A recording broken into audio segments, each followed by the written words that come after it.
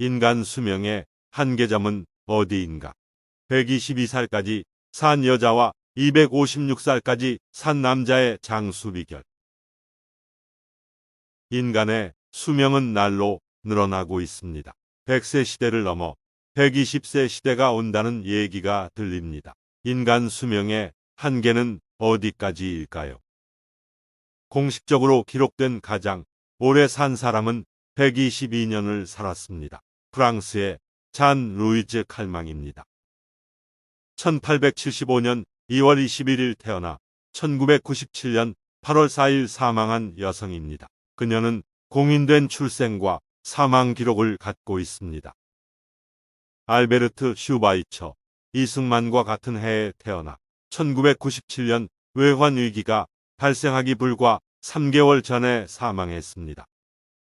프랑스의 상징인 에펠탑을 공사 중일 때 봤고 1900년에 프랑스 파리에서 개최된 제2회 하계올림픽을 직관했습니다.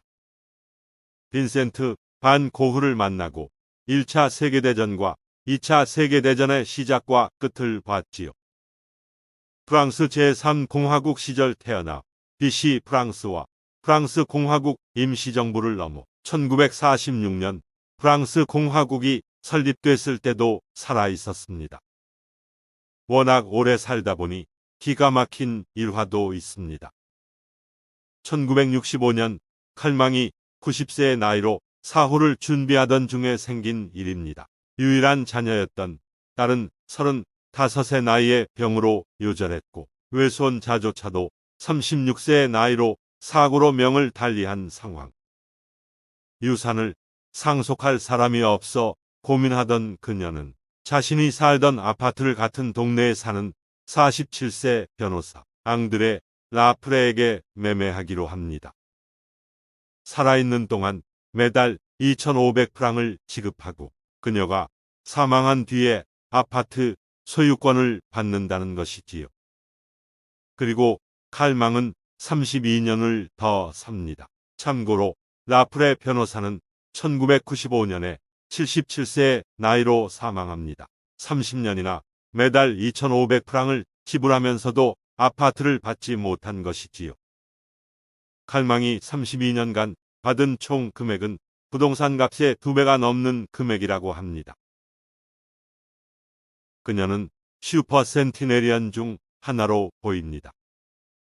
과학과 의학의 발전으로 세계적으로 100세 이상의 노인이 늘고 있습니다. 2023년 기준으로 60만 명가량 됩니다. 110살 이상인 슈퍼 센티네리언은 300명에서 450명 정도가 생존해 있으며 이들 중 기록으로 나이가 증명된 사람은 100명도 채 되지 않습니다.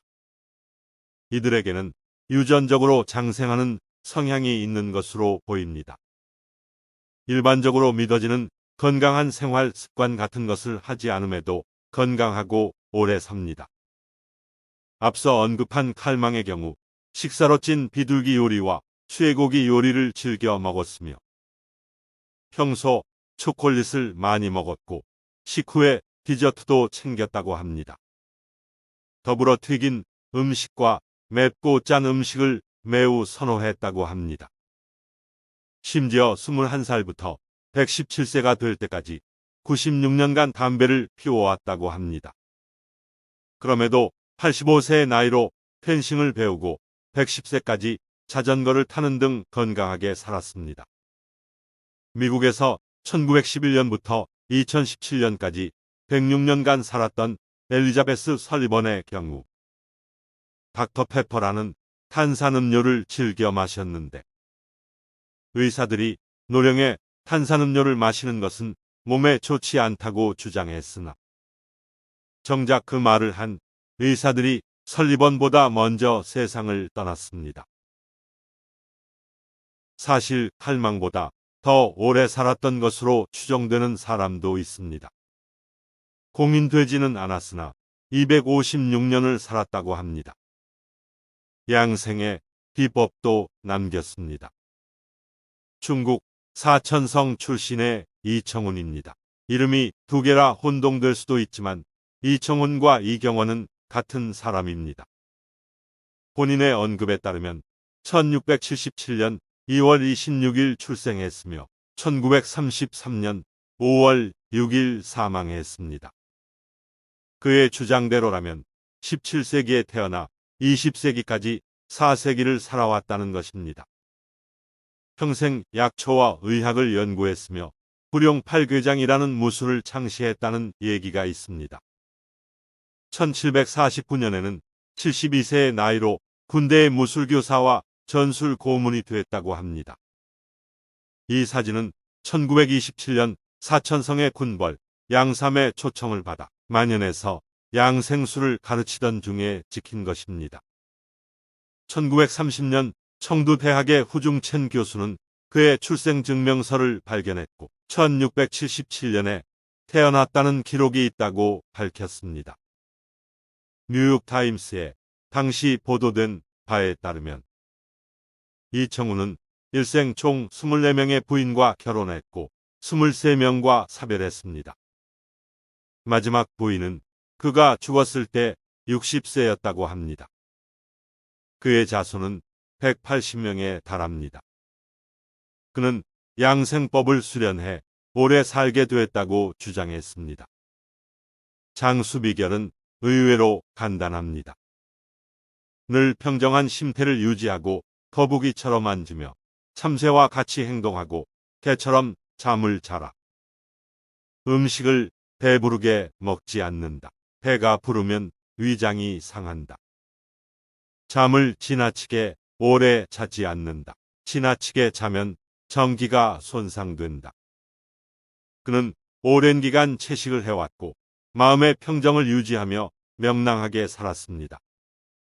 또한 매일 연잎과 결명자, 나한과 구기자를 달여 마셨다고 합니다. 또 사람은 혈통, 요통, 변통의 세 통을 유지해야 한다고 주장했습니다. 혈액과 소변, 대변이 잘 통해야 한다는 의미지요. 이청우는 자술이라는 글에서 이렇게 말합니다. 사람의 수명에는 장단이 있다. 이는 원기가 주재하는 것이다. 원기는 선천적으로 받고 후천적으로 길러서 생긴다. 이것은 신에서 발원하여 단전에 보존되고 3초를 빌려 전신에 이른다. 그리하여 오장육부 등 일체 장기 조직이 활동하게 하는 것이며 동력의 원천이다. 원기를 아끼고 길러야 오래 산다는 얘기입니다. 만일 촛불을 등롱 안에 놓아둔다면 불타는 시간이 길어질 것이지만 비바람이 몰아치는데 놔둔다면 수명이 짧아지거나 바로 꺼지고 말 것이다. 그저 스스로를 아끼고 스스로를 보존하는 길이 양생의 법칙이고 관건이다. 춥고 더운데 조심하지 않거나 발걸음을 빨리 하거나 술과 음탕한 일에 빠지는 것은 모두 몸을 상하게 한다. 선인들의 양생술에 따라 걸을 때도 빠르게 걷지 말고 눈으로는 오래 보지 말고 귀로는 끝까지 듣지 말고 앉을 때는 피곤할 때까지 앉지 말고 누워있을 때는 끝까지 눕지 말라. 식사는 여러 번 나눠 하되 적게 먹고 한꺼번에 많이 먹지 말라. 희로애락이 몸에 미치지 않게 하고 부귀영화의 마음이 움직이지 않는다면 그것이 바로 장수의 이치다. 영상이 흥미로웠다면 채널의 좋아요와 구독을 부탁드립니다. 다뤄주기를 바라는 소재나 제보는 메일로 부탁드립니다. 시청해 주셔서 감사합니다. 다음에 또 뵙겠습니다.